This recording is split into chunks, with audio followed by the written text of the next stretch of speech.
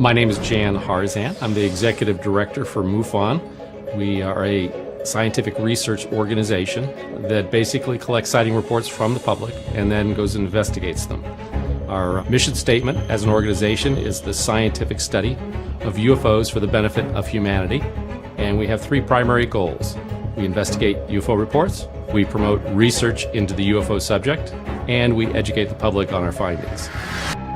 MUFON is really more just left of center, where we try to take a scientific approach by collecting the data first off, and then reviewing the data, investigating the data, and making sure that what we're seeing is actually something that's truly an unknown.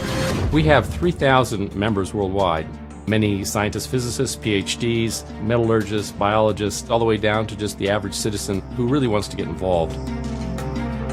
Some of those have chosen to become field investigators, and they go through our field investigative training courses. They become part of the team in their state or country where they reside, and they actually get engaged in going out and meeting this phenomena head on. We receive about 500 to 1,000 reports per month from around the world.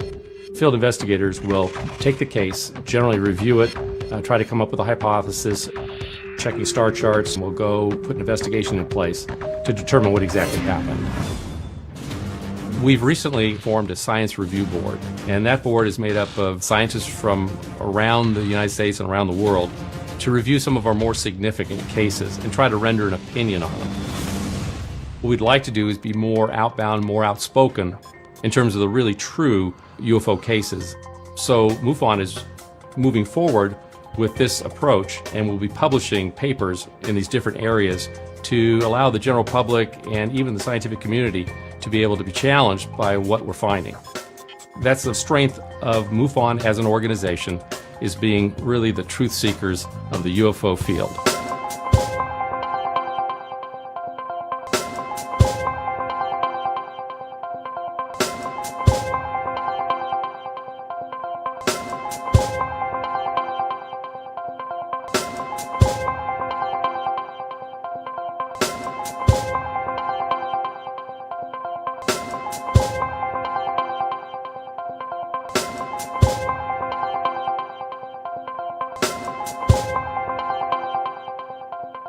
I have a lot on the agenda today, so let me get started.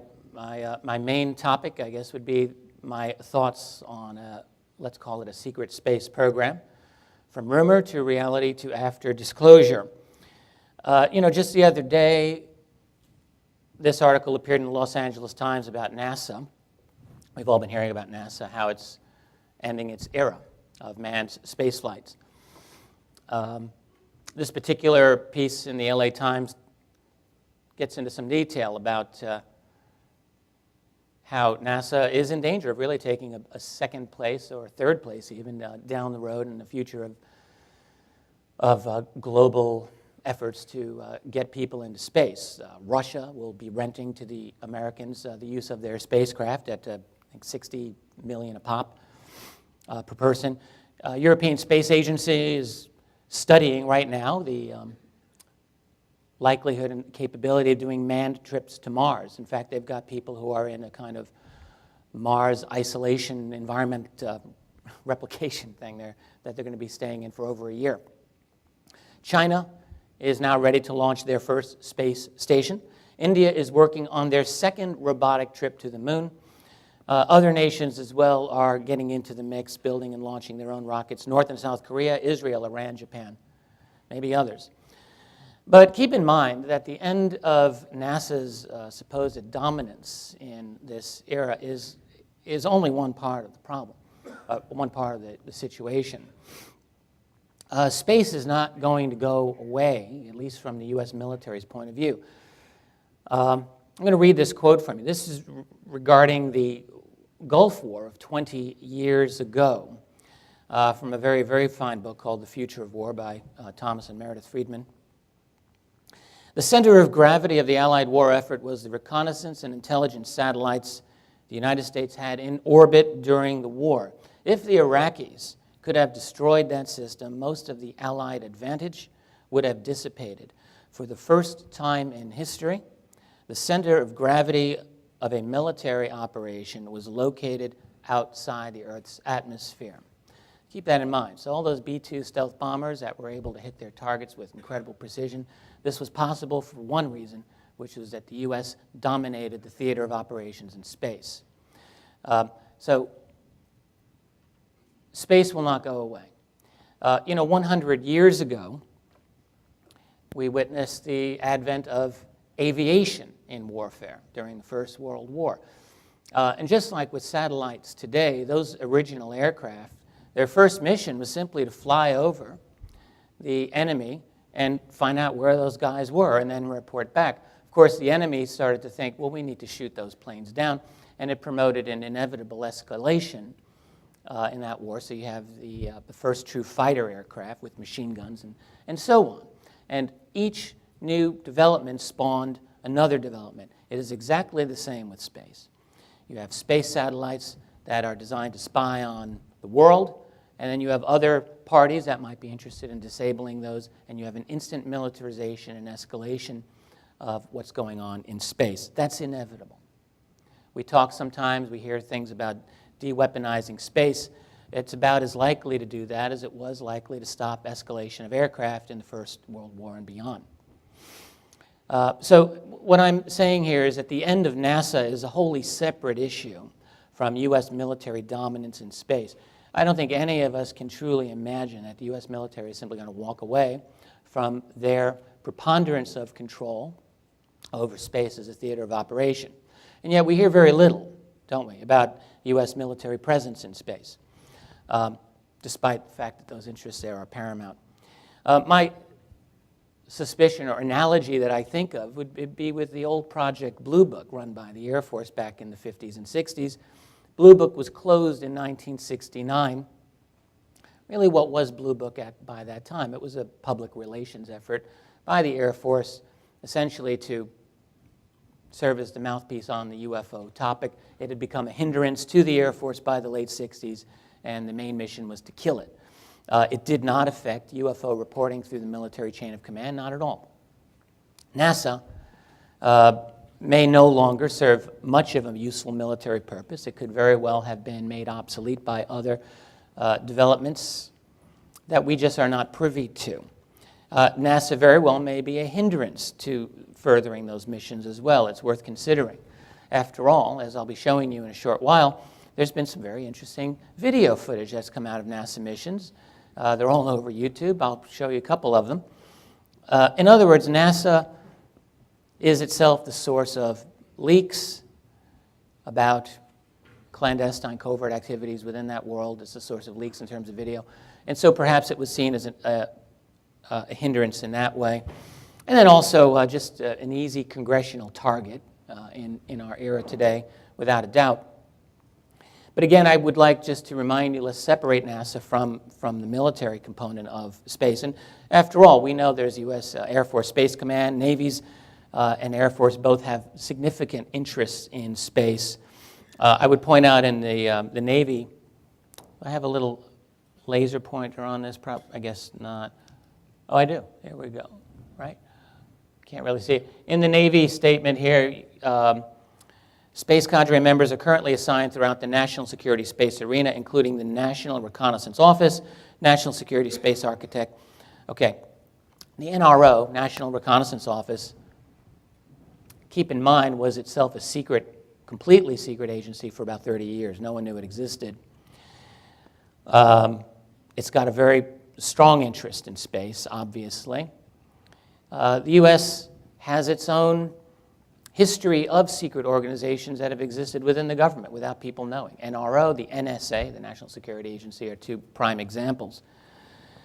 So in other words, secrecy, big agencies being secret, actually has a long proven history in the national security state. There's no reason, none, really, when you think about it, why that shouldn't be the case today with a military space component or military space program. We have these known ones, and I think there very well could be areas of this that are not known to us. Now, let me just switch gears a little bit. Something exists that is not supposed to exist. We all know what that is. This is about a 1-minute little slideshow I just want you to take a look at some of these images of UFOs from the 40s right up into our own era. Most of these are familiar to researchers who've been in the game for a while.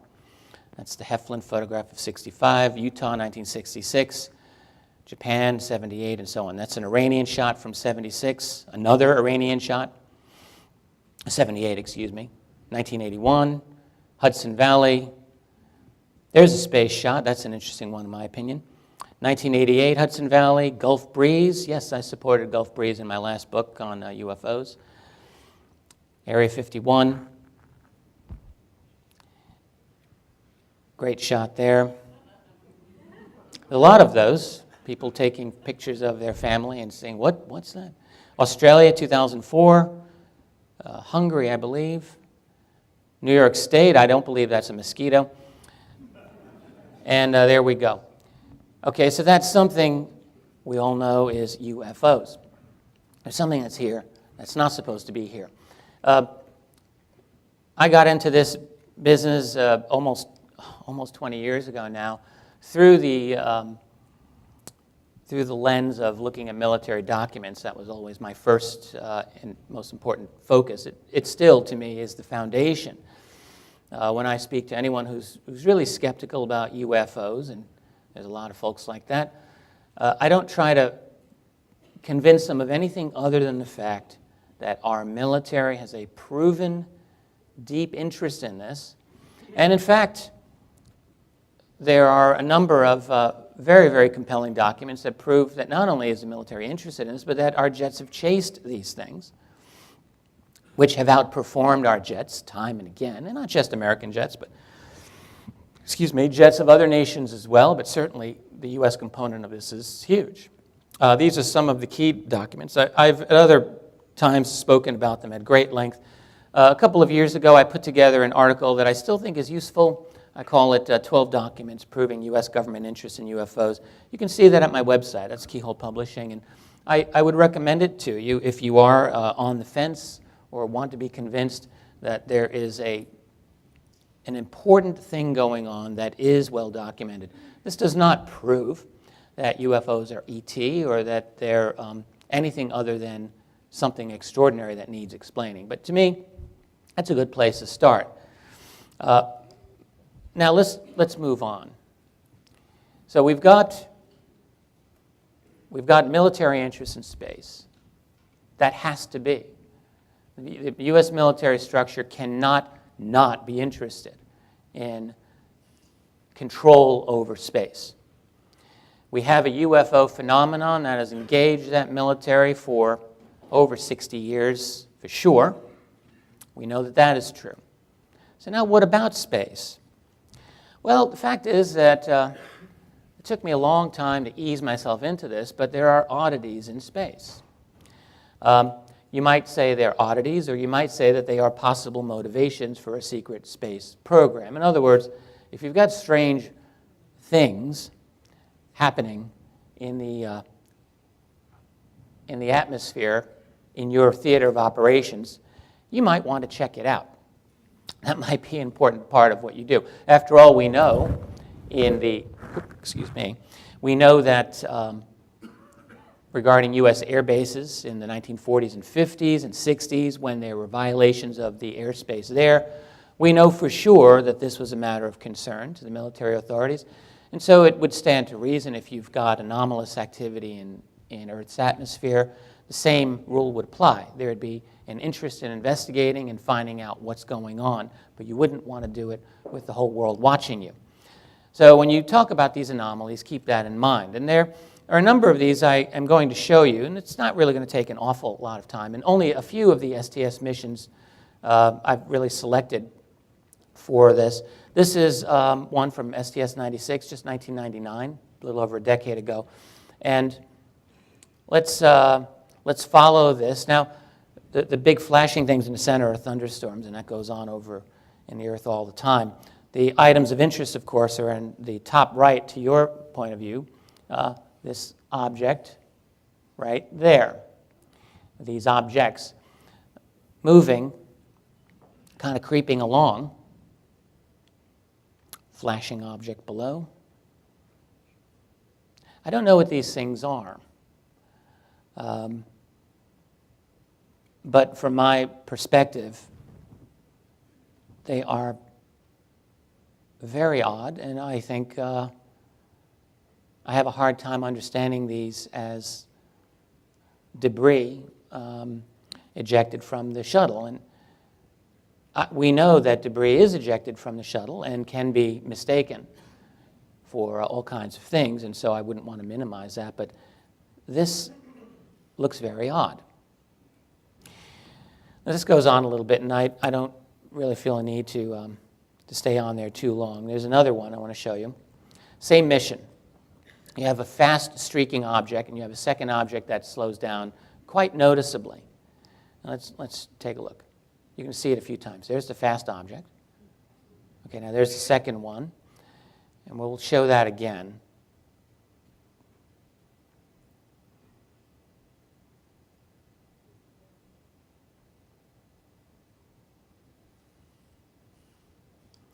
Now this is the same one, but slowed down by about 50%.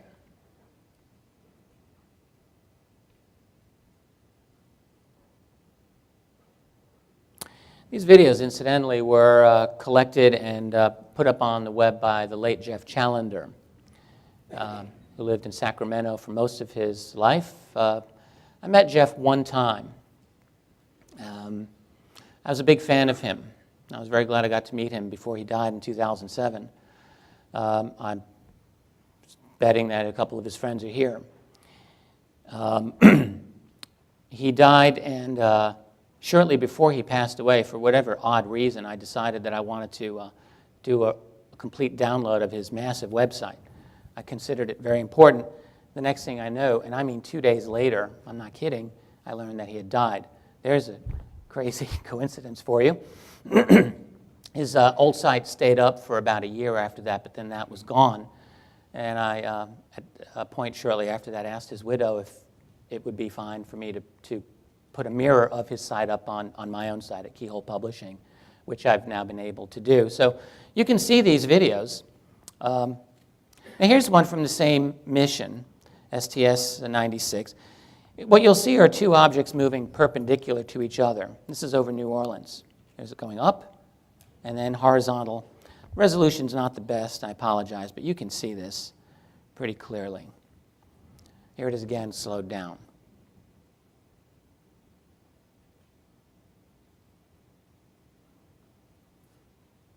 Again, it seems odd to me.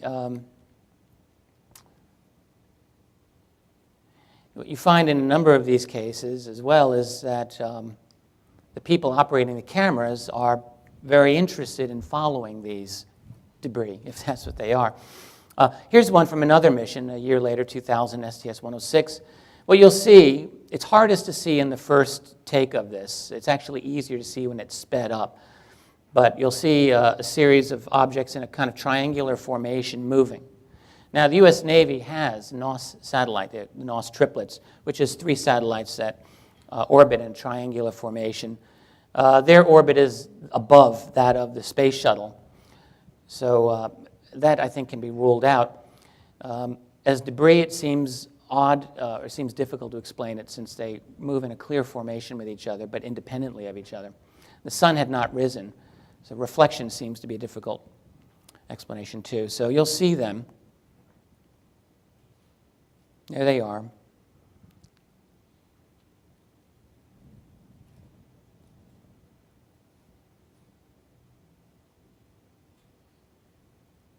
These are not proof that these things are being piloted by ETs. That's not my point here. It's simply to indicate that it looks like there is activity, sophisticated activity, going on in our atmosphere that maybe some of us would like to know about. Let me show this now. Faster, you'll really see it a little more clearly. There it is.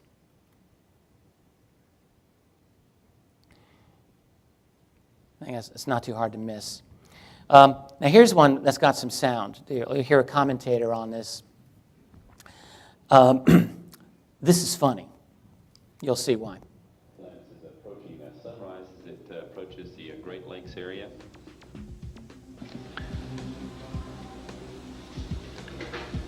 zoom in. This Say it.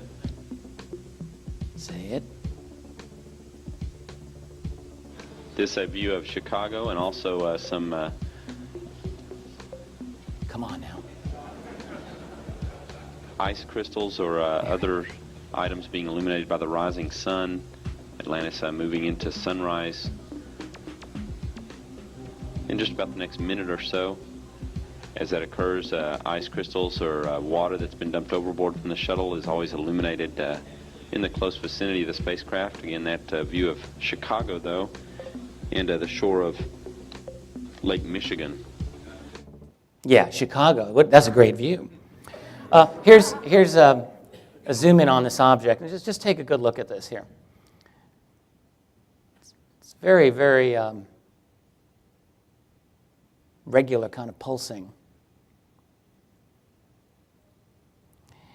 Now, I mean, there are images. You can see ice crystals. The images that I've seen of ice crystals in space, they don't pulse this brightly. And plus, the sun had not risen.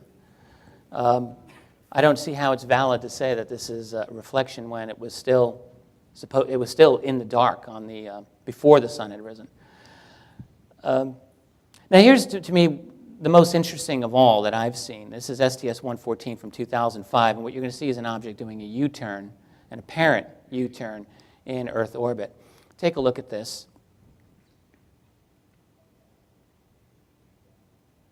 And it'll actually slow down and stop for a moment.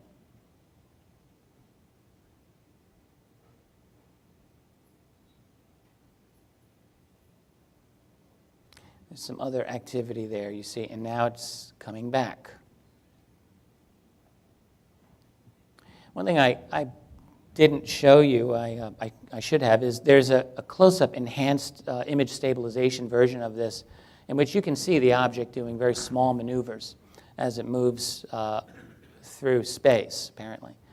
So it's going, and it's also doing some very, very specific maneuvers in the process. So that's a little bit of some of the interesting anomalies in our atmosphere, or above our atmosphere, I should say.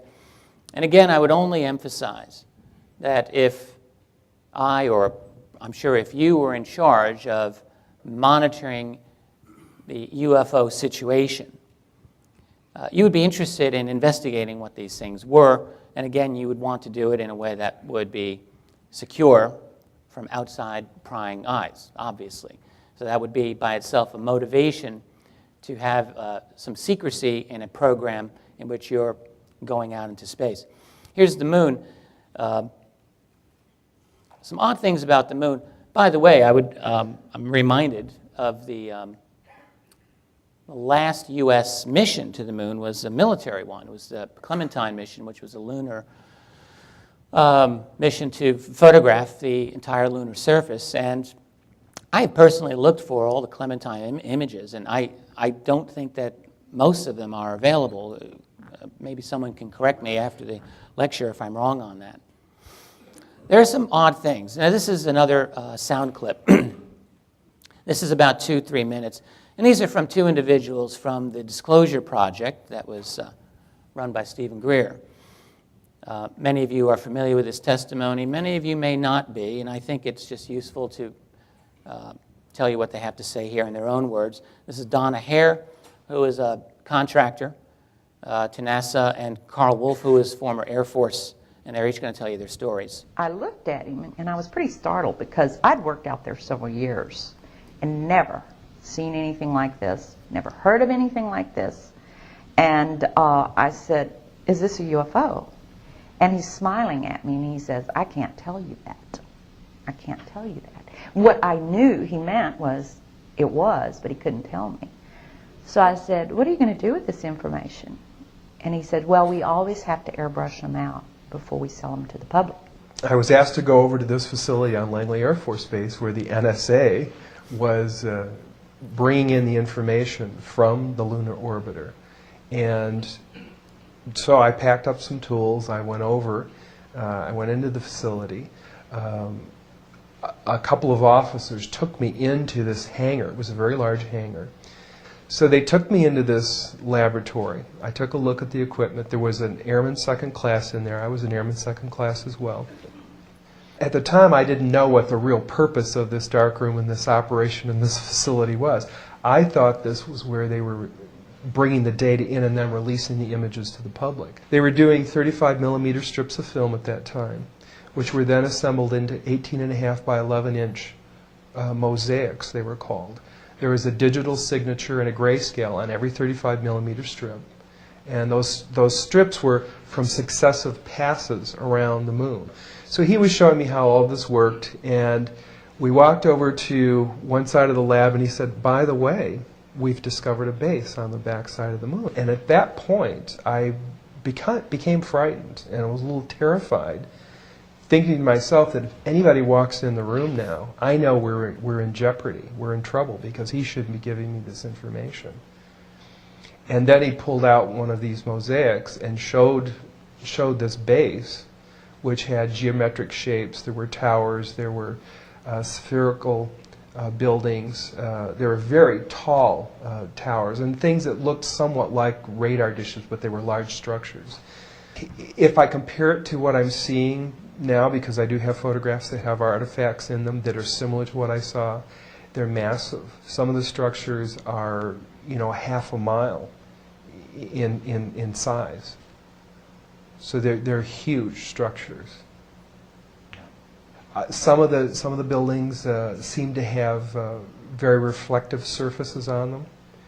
A couple of structures that I saw reminded me of cooling towers at power generating plants. They had that sort of a shape. Some of them were just very, very straight and tall with a flat top. Some of them were round. Some of them looked like a Quonset hut, with a domed kind of, like a greenhouse. The particular shot that I saw, there were several clustered together over a landscape, a fairly large landscape. I didn't want to look at it any longer than that because I felt that my life was in jeopardy. And I knew that young fellow who was sharing this was really, really overstepping his bounds at that point. I worked there for 3 more days, and I remember going home and naively thinking, I can't wait to hear about this on the evening news. And here it is, more than 30 years later, and I hope we hear about it. So yes, Carl Wolf. These images, by the way, this is a YouTube clip that I just thought really worked nicely. The images were not necessarily the same things that he saw, but the person putting it together thought that they worked pretty well. I did too. There's some other interesting elements about the moon that make it interesting. Back in the 70s, I think the first book that really dealt with this issue was by a fellow named George Leonard called Somebody Else is on the Moon. I have this book. I've looked through the images myself, and it's 1976. The images that are in this book are not going to be of the best resolution. It's hard for me to know just what I think of these. Here's one image from the book, though, which he argues it is, and it does look very odd. It's an object. You can see a trail here. Can't see where here we go. Well, you can see it looks like tracks that are apparently going uphill. Maybe they are. Here's another image out of that book, which I thought were somewhat interesting. There's a number of straight lines, and really the interesting business here is on the right side, where you see what looks almost like an old archaeological remain of, if I can point this out here, there we go. This business over here, on the other side, if I can reach, I'm not sure if I assume you can see that. Overall, that book does not actually stir. Yes? Oh, thank you, Jordan. Let's see. You're not supposed to point these into your eye, I heard. Okay, I'll use that when I need it. What's interesting, though, is that book sparked an interest by a fellow named Vito Saccheri in the lunar anomalies. Now, Vito Saccheri I've read a little bit about him. He was an engineer, had apparently an outstanding reputation among his own colleagues. He reads the book and in 1979 goes along with another engineer, a fellow named Lester Howes, to Houston's NASA headquarters and asked to see the moon photos. He had to get approval from Langley, Virginia, presumably CIA. They got it. According to this account, he apparently was the first civilian to have access to see these images. There were strict rules for him. He had 3 days, each 8 hours. You could not take any writing or recording devices in with you, and you could not be left alone with photos. So Sacheri does this, and he writes about it later, of his own seeing in these photographs of what he calls obvious machinery on the surface, showing bolted sections, a UFO rising from the surface and photographed directly above a crater, the unmistakable figure of a rectangular structure placed squarely in the biggest crater, pictured a perfect three-dimensional view. On his final day, he was allowed to examine transcripts of the manned space flights, including the moon landings. What he didn't do in what I was able to read was identify which Apollo mission he's getting this following sequence from. But he says what he read was, Houston, we've got a bogey at 2 o'clock. Roger that, Apollo, switching to Alpha. Roll 8 degrees and begin sequence. From another mission, he says, he read, Mission Control, we've got Santa Claus coming over the hill. Roger, Apollo, hold your fix, switching Bravo. Do you copy? Roger, Houston, Bravo, link. These were, Alpha and Bravo were special designated switching stations that enabled secure communications. That's all that meant. So that's Vito Sacheri's story. Again, so wrapping up with the moon, and there are many other people who claim that there are more significant lunar anomalies than what I've shown you. Again, I'm not convinced personally that all of these are genuine. I don't know. Maybe they are. But I do think that there is enough when I look at the lunar evidence that makes me go, there may indeed be something important about this. The only other thing about the moon that I will tell you is a story that I got from Russell Targ, the remote viewer who worked with Stanford Research Institute, SRI.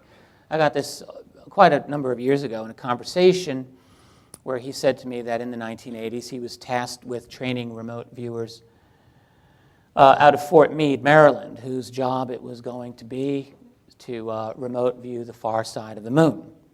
Now, I'm on the phone with him, and I said, well, Russell, wait a minute. I'm playing dumb here. I said, well, why would they be tasked with remote viewing the far side of the moon? And he said, well, why do you think? I said, are they looking for ET? He said, yes. That was my understanding. They were looking for ET. I said, did they find ET? He said, well, don't know. If I did, I don't know if I'd be able to tell you anyway, but I don't know. So if you take that for what it's worth, I've known Russell. I think he's truthful with me.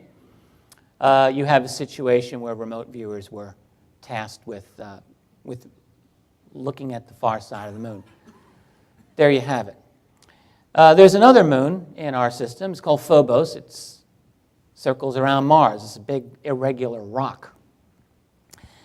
And I think most of us are familiar with the Phobos monolith. I don't know how to explain this. Some people have suggested that this is a piece of impact ejecta. In other words, I suppose what they mean is something slammed into Phobos and left this monolith that's right out of Arthur C. Clarke's 2001: A Space Odyssey, because when you look at the shadow, what you see, let's use this good remote here, you see a very squared off top. Look at this shadow. Look at that. I'll show you over here. That shadow is squared off at top.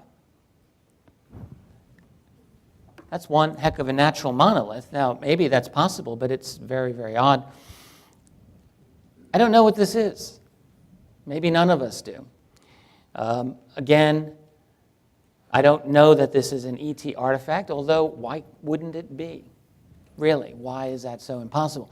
But again, it's something that would have to stimulate clandestine interest it would seem to me. And then you have Mars itself. I'm not a Mars wonk. I'm not a Mars expert. There are other people who know this better than I do. I try to keep up.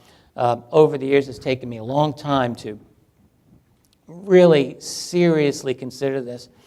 I once had a conversation with another smart guy who has a lot of connections to the classified world, very, very smart man. Years ago, I was sort of feeling him out a little bit about Mars, and this is, I don't know, 02, 03. And I sort of downplayed the Martian anomalies, and he immediately said back, you shouldn't do that. There's a lot of us who are looking at that very, very seriously indeed. I thought, Well, here's an image, of course, of the Cydonia region, the famous region that Richard Hoagland and other writers have talked about. And I have to say, from my own perspective, it doesn't look quite like a natural formation. There's a lot of obvious angles, what they would call rectilinear formations. You got the face, which I look at it, there's different resolutions available. It often does look like a face to me. Whatever it is, again. And then you have Saturn. Now, Saturn's so far out there. Who cares about Saturn? Well, there's some interesting things about it. You've got these odd illuminated sections of the ring structure, which you can easily see from where you're at. There's one there. Over there. I can't see this screen as well, so you have to forgive me if I didn't get it right. Right up there, I believe. I'm not aware of any explanation of what these things are. There's some other better resolution images. This is from the Hubble. Not sure what it is. Could be a fully astronomical explanation. I just would like to hear it. And an elongated object near one of the rings as well that you can see here very clearly. So those are some of the anomalies that we have in our own orbit. So you might think, well, that's fine. So there's some strange things out there. That doesn't mean that we have a program to send people out there or machines out there to investigate them. After all, these things are expensive. True. After all, do we have even the technology to go out there and do all of this? True. Fair question. Well, let's explore that. Do we have the capability in a secret manner to explore some of these anomalies? So let's take a look. Well, you've got the statement of aerospace journalist James Goodall. This has, of course, I think been known by many people for a lot of years. Goodall wrote for Jane's Defense, Aviation Weekly, Space Technology, other mainstream defense-type publications.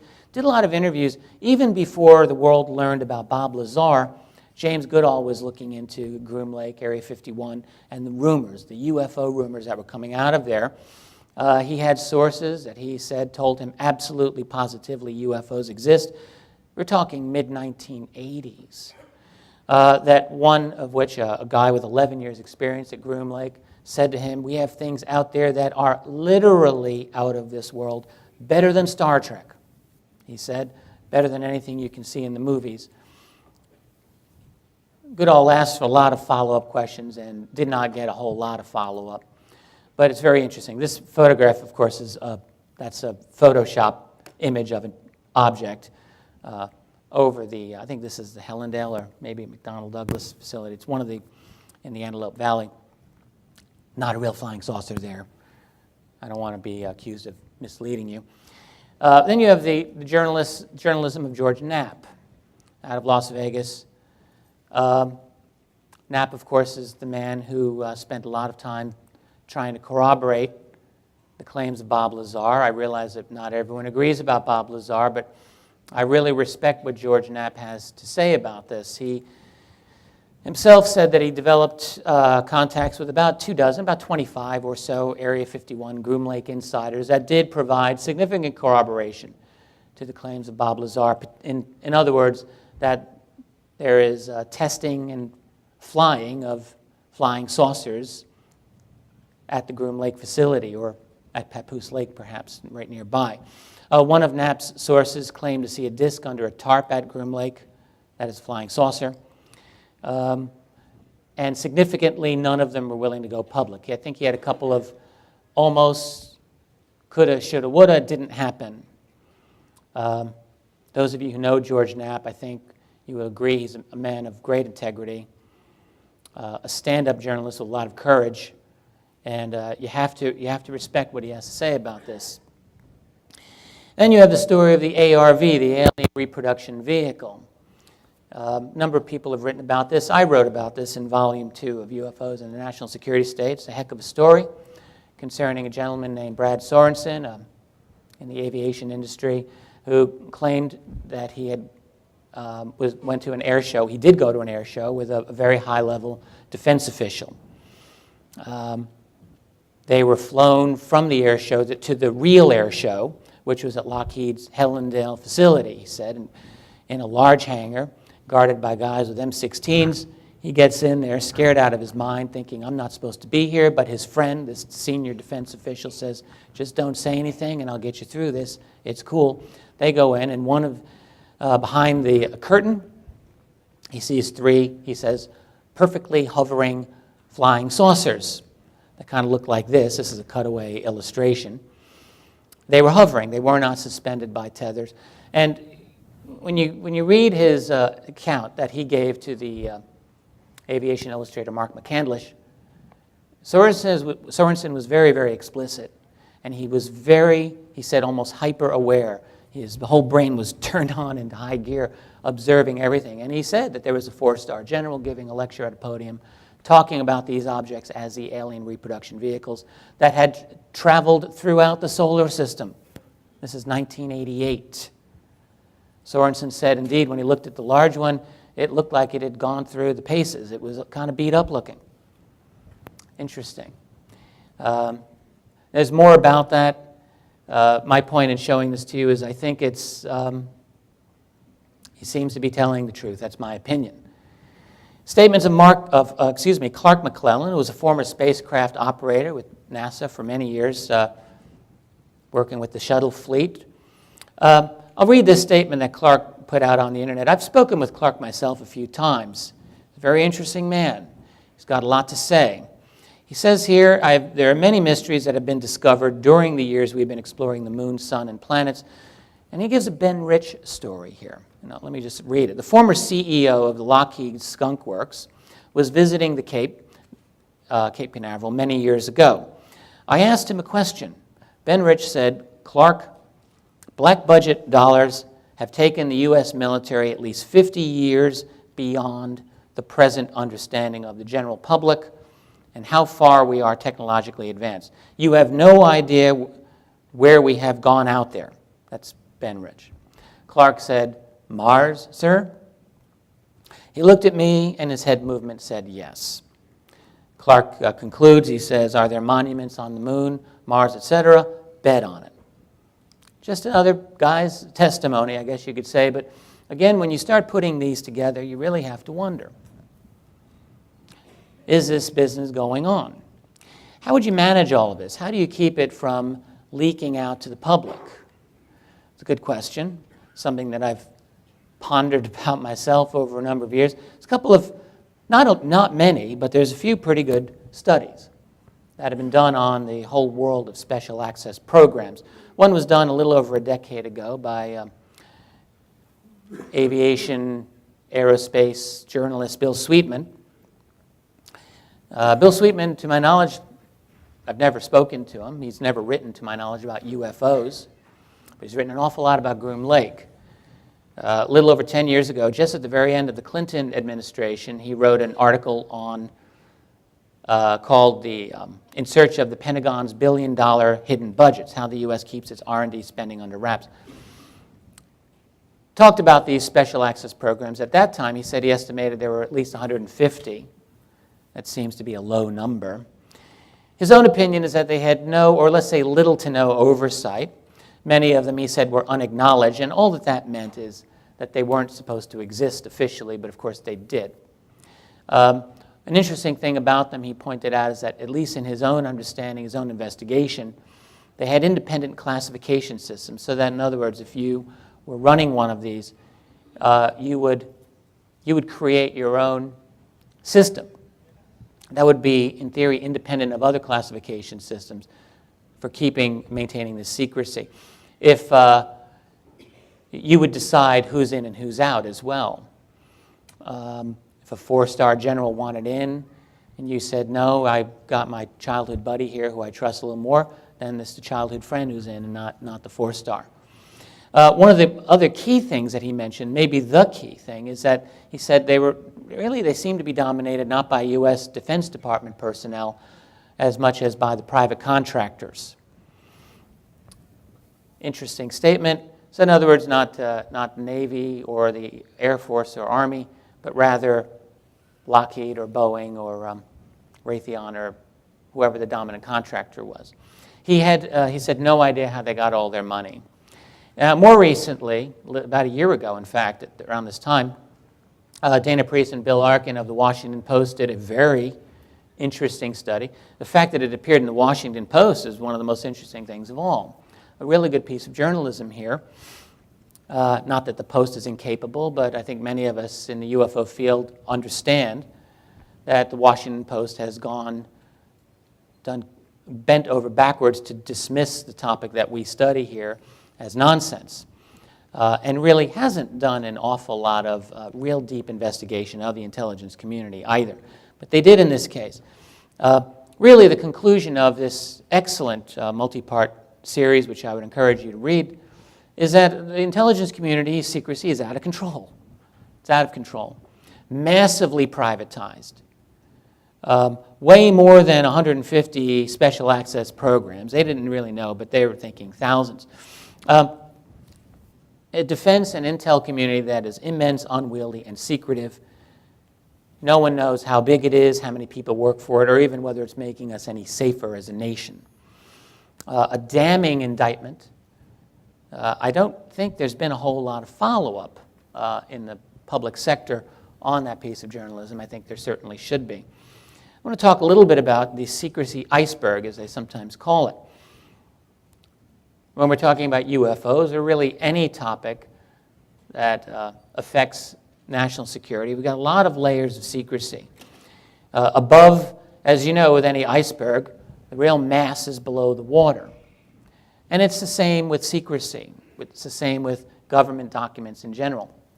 There's a recent study, recent book, I should say, called Blank Spots on the Map by a fellow named Trevor Paglen, in which he stated that the best estimates that he could find of U.S. government secrecy is that about at least half, and listen to this carefully, at least half of all U.S. government documents are in one manner or another classified.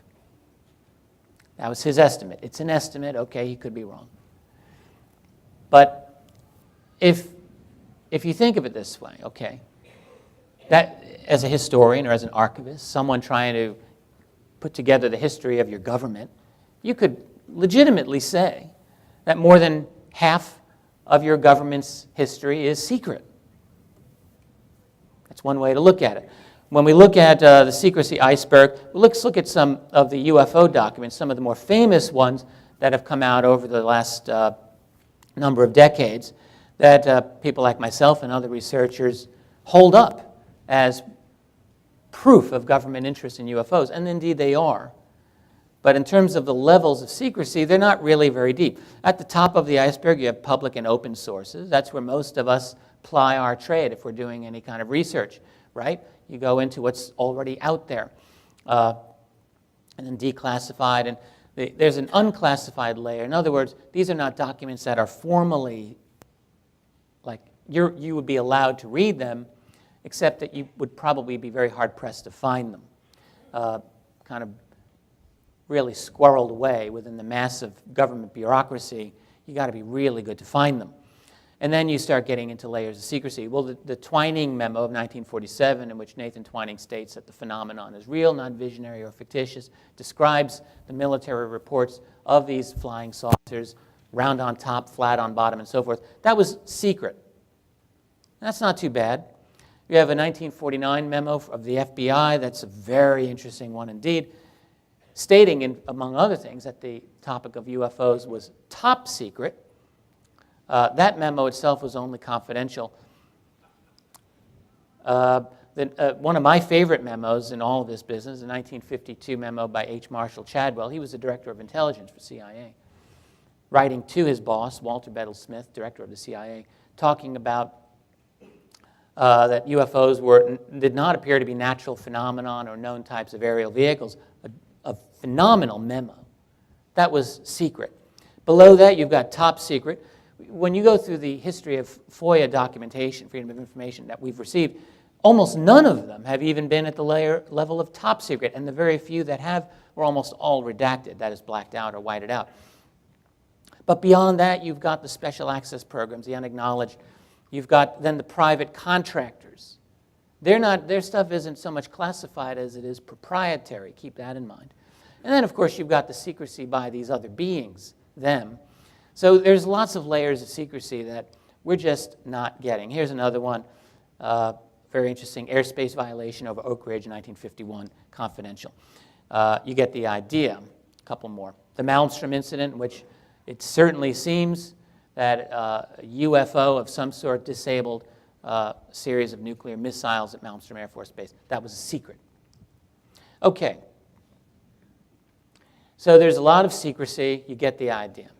There's also a lot of money that very well is available to play games with a secret space program. We have black budgets. Everyone's heard about the black budget at this point. You get different estimates as to how large it is. The New York Times estimated back in 2008 that it was $32 billion. Seems kind of small to me. Even back then, U.S. military budget was over $400 billion. I'm pretty sure it's now we're over $500 billion. 2009, Wired magazine said the black budget was about $50 billion. I don't know. 20 years ago, Tim Weiner, in his book Blank Check, estimated the black budget at $30 billion. That was 20 years ago. Has it gotten smaller? You have statements that there are trillions of dollars that have gone missing. This is probably the most famous one of several. Donald Rumsfeld, this is early on in the Bush years, talking to the House Armed Services Committee about $2.3 trillion in transactions. Actually, here his original statement was $2.6 trillion. That we can't account for this. Now, that's 8 times the Pentagon's budget at the time. I looked into this, trying to figure this out, and it is not necessarily a case at all that $2 trillion were lifted out and stolen. I don't think that actually happened. What you have are accounting discrepancies. Like if you balance your checkbook, you try to reconcile your statements. The Pentagon back then had hundreds, I think 200 or more separate computerized accounting systems at that time, and it was a mess. So a lot of that was, we're told, resolved. But here's the problem with that. Okay, so they supposedly got the number down from 2.6 to 2.3. Then a year later, it was down to less than $1 trillion. Nice progress, guys. And then a couple of years after that, a number of years later, we're told that that number was down to 0. Now, at this point, I really have to beg, to differ and ask, come on, what are we talking about here? Obviously, you've got a general at the top who says, get that number down to 0, and that's the end of it. And so they made it happen. This is an old game with Pentagon number playing. They've been doing this for years. They did it in Vietnam, famously, over the North Vietnamese order of battle, shortly before the Tet Offensive, in which the Pentagon massively, for totally political reasons, downplayed, underestimated the North Vietnamese total order of battle until they were rather embarrassed at Tet. But are we missing trillions of dollars? Well, it's not just the Pentagon.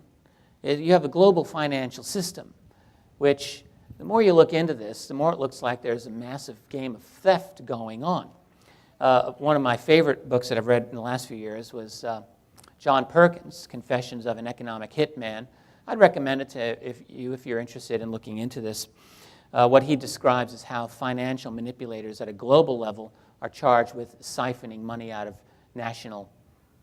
out of entire nations, essentially just robbing them blind. This is an article from about 5 years ago saying the global financial system seems to have a black hole at its center. This is 2 years before the great financial collapse. How can $2.7 trillion disappear? Money just goes away.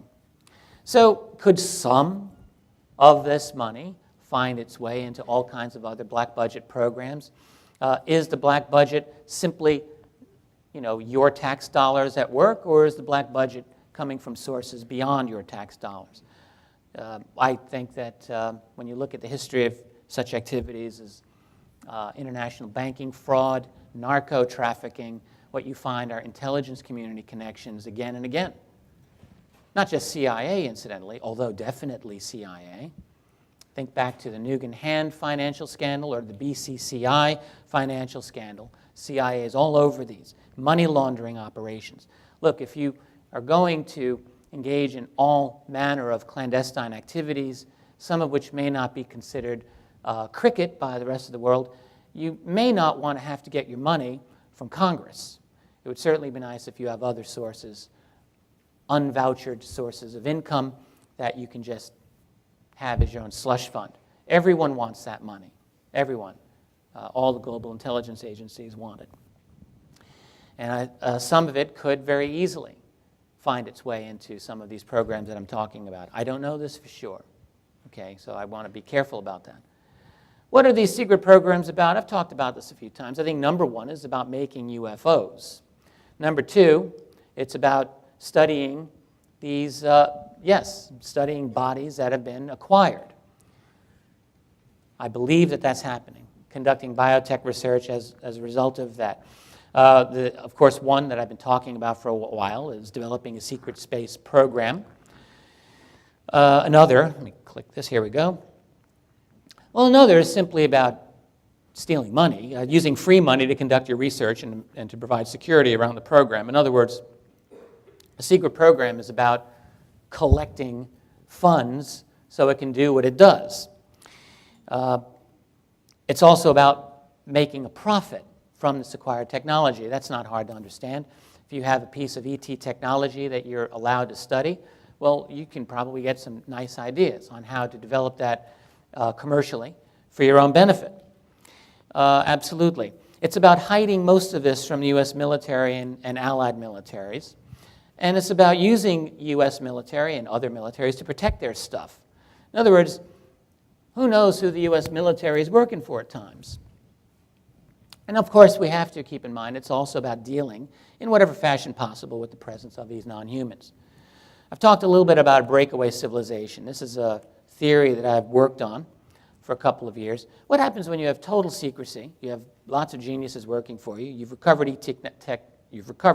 alien tech, and you've got almost unlimited amounts of money. Well, you would have a lot of time to develop what we might call an invisible empire. You would have technological breakthroughs at some point that would take your science well ahead of the rest of the world. And this, of course, was what Clark McClellan hinted from his statement that he said he got from Ben Rich. What is a civilization? Ask yourself. It's a lot of things, but one of the things that defines it, I would say, would be the level of technology you're at, your social structure and so forth, your cosmology, your thoughts about your place in the world. In all of those areas, this classified world might truly have developed understandings of the cosmos, perhaps even had breakthroughs in what we would call field propulsion or anti-grav technology that would allow them to go off planet. It certainly would not be something that they'd be able to share with the rest of the world. They would feel necessarily that that's not a good thing that we want to share. If you, this is not advancing, I hit the wrong thing there. So I call it a breakaway civilization. In other words, a separate civilization, one that's in a sense broken away from our own. That doesn't mean that they all live on Mars in Alternative 3.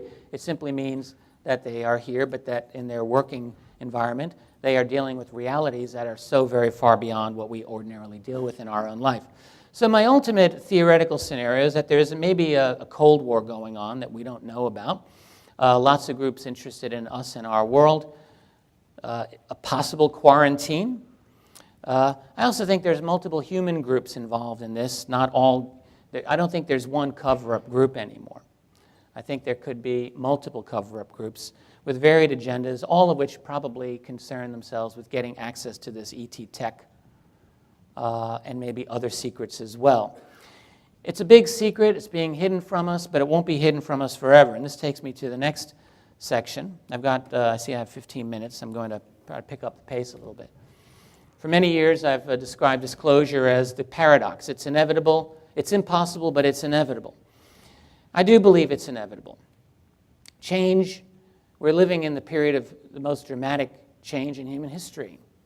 And we forget. Every single day we wake up, we kind of forget that. But think about the last 20 years. Forget the last 50 years.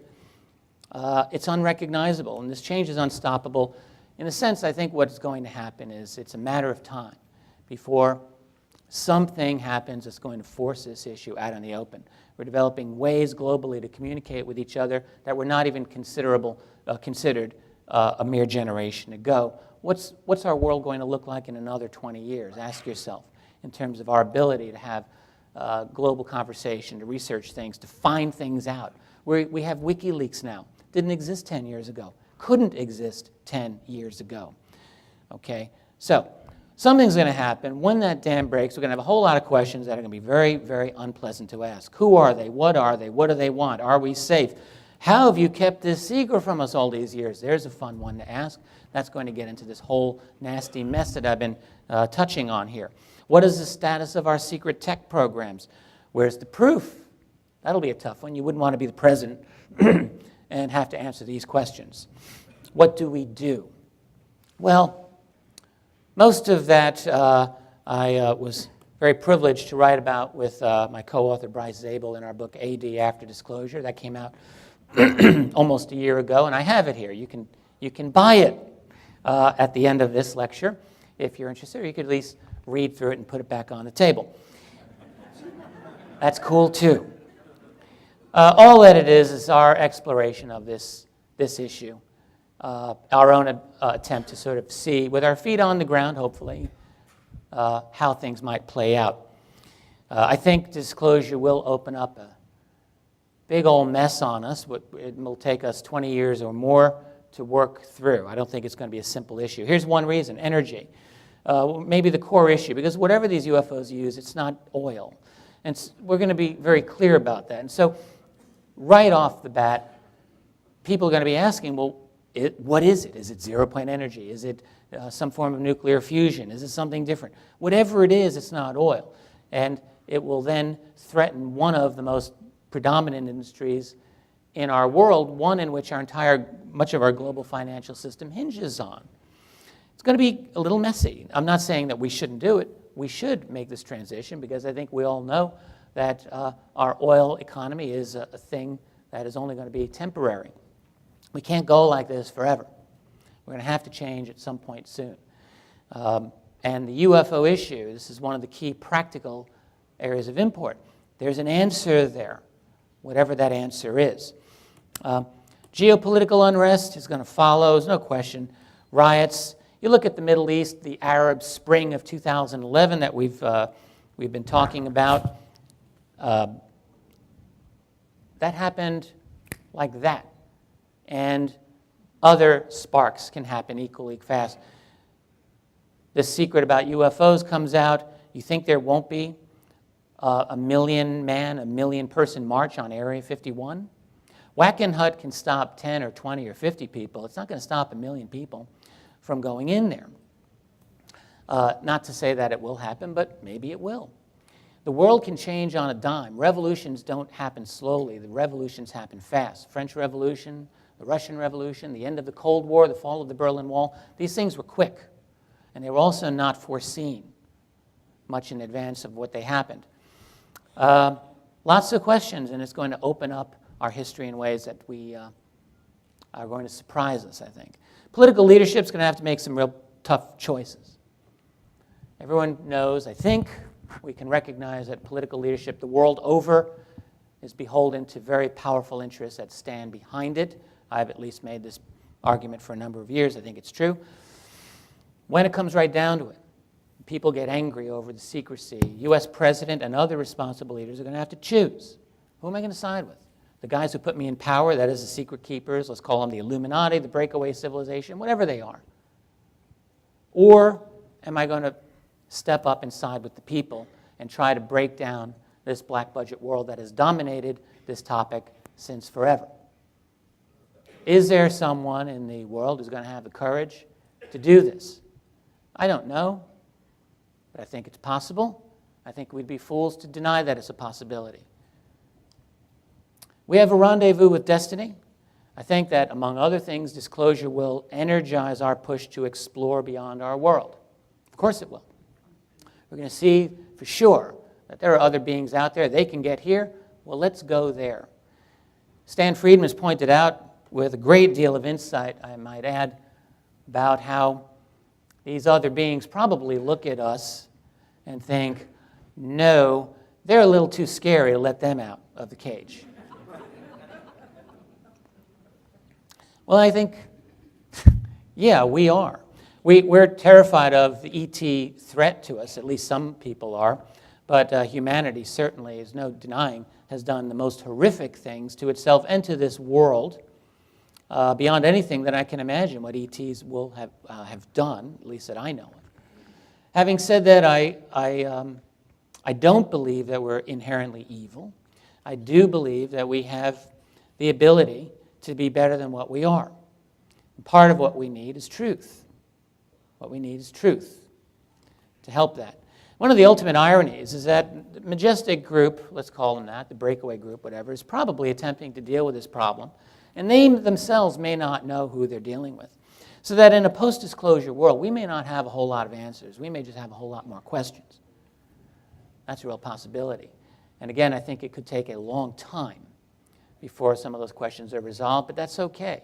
In the long scheme of things, it'll all come out. Times are tough for humans throughout all of our history. It's no different for us.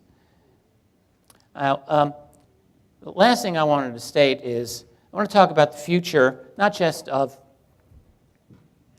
space, not just of the ET presence and of disclosure, but of ufology itself, because that's what we do. We study UFOs.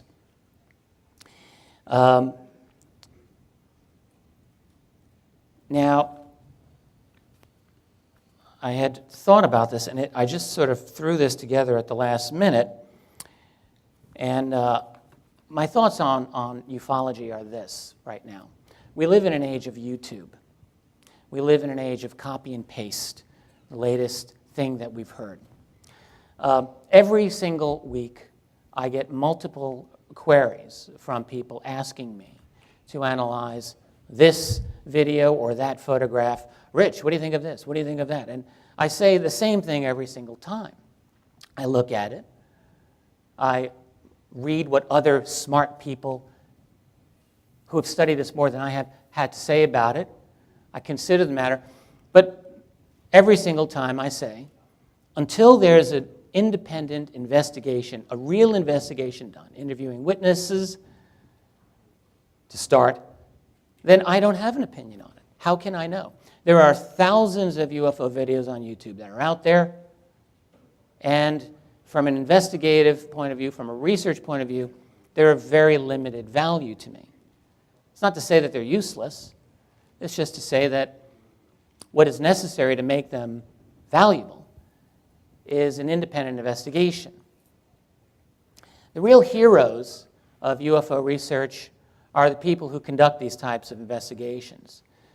This is where MUFON is so important. Within MUFON, you have the field investigator. And these are people who are really ultra dedicated and spending usually their own time and money to go out and investigate cases that the rest of us need. We need these investigations. We need confirmation. For years and years and years, for over 40 years, MUFON field investigators have gone out there, they've dotted the I's, they've crossed the T's, they've debunked the garbage cases, and they've held up the genuine ones to the best of their ability within very limited means, and yet they've done it. And so there's a lot of folks out there who study UFOs in a casual way, and they forget this. They want to talk about the conspiracies, things that I like to write about. The secret space program, well, that's all interesting. The control group, all of that's interesting. Who are these other aliens, these other beings? Are they aliens? Are they from another dimension? Yes, yes, yes. But we forget that what's necessary is a feet-on-the-ground, pragmatic investigation, case by case, at least until we get a disclosure, at least until we get the full answer. Field investigators have done the lion's share of the real work in moving this topic ahead, and they deserve our utmost gratitude and thanks. Now, that's a core part of what any UFO investigative group has to do. Regarding the future for MUFON, I think everyone in this room has been aware of all kinds of controversies that have been discussed over the last year and more. I'm not taking sides on any of this. I want to make it clear to you right now. But as someone who's writing the history of this, I felt an obligation to understand for myself just what is going on with this fine organization, which to me personally is very important, and I think which to all of us is very important. We need a healthy MUFON for the future of ufology. There have been, of late, a number of defections by some key, stellar people from this organization. Over what? Over suspicion of how MUFON has been run. And again, I don't pretend that I know the answers. I've tried to. But some of these claims have been very troubling to me, and I think to many of you. Claims about an opaque nature of the structure of power of the board, an unresponsiveness to the needs of the people in the organization itself. There have been calls for elections of the board members, and we're all aware of this, and I know the matter's been dealt with. At least the board has taken its own steps, I understand. But really, what is necessary? All right? Without getting into the truth matter of the claims, I would simply suggest to the board of MUFON, most of whom I know and I think are good people, that they need to be on top of this.